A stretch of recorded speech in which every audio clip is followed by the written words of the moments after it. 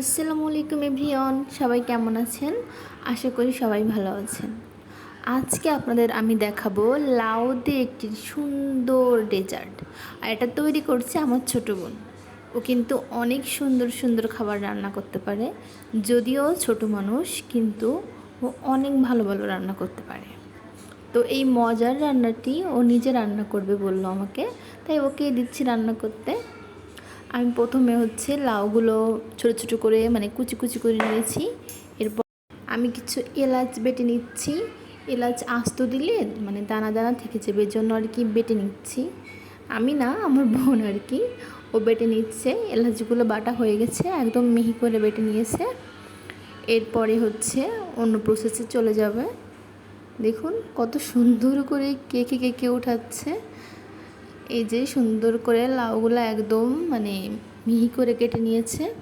এবার এই লাউগুলাকেও সিদ্ধ করতে দিয়ে দিয়েছে।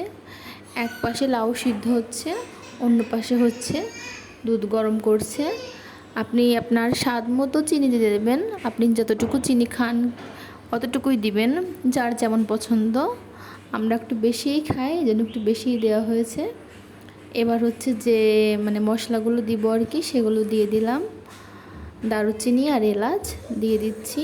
দিয়ে এবার আমি একটু এর ভিতরে চাউলের গুঁড়া আছে না, চাউলের গুঁড়া দিতে হবে যাতে ঘনত্বটা বাড়ে। এজন্য আমি চাউল একটু বাটিতে গুলিয়ে নিয়ে দিয়ে দিলাম চাউলের গুঁড়া। দিয়ে সব কিছু একসাথে নাড়াচাড়া করছি। এর এক পর্যায়ে যখন এটা উতলে যাবে, তারপরে আমি লাউগুলা দিয়ে দেবো এর ভিতরে।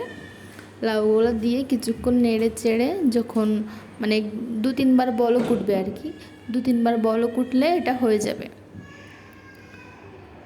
দেখুন কত সুন্দর করে রান্না করছে ও। অসাধারণ খেতে এই লাউয়ের ডেজার্টটা। আপনারা বাসায় তৈরি করে খেতে পারেন। অনেক সুন্দর, অনেক টেস্টি। আপনি না খেলে বুঝতে পারবেন না এটা কতটা টেস্টি একটা খাবার। এটা যে লাউ দিয়ে তৈরি করা, আপনি বুঝতেই পারবেন না। কিছু বাদাম কুচি দিয়ে দিলাম। বাদাম কুচি দেওয়াতে স্বাদটা আরও বেড়ে যাবে। অবশেষে হয়ে গেল। এই তো হয়ে গেছে, রান্না কমপ্লিট। খেতে অসাধারণ হয়েছিল, অসাধারণ। ফার্স্টেই বাবুর জন্য নিয়ে নিয়েছি। অসাধারণ খেতে।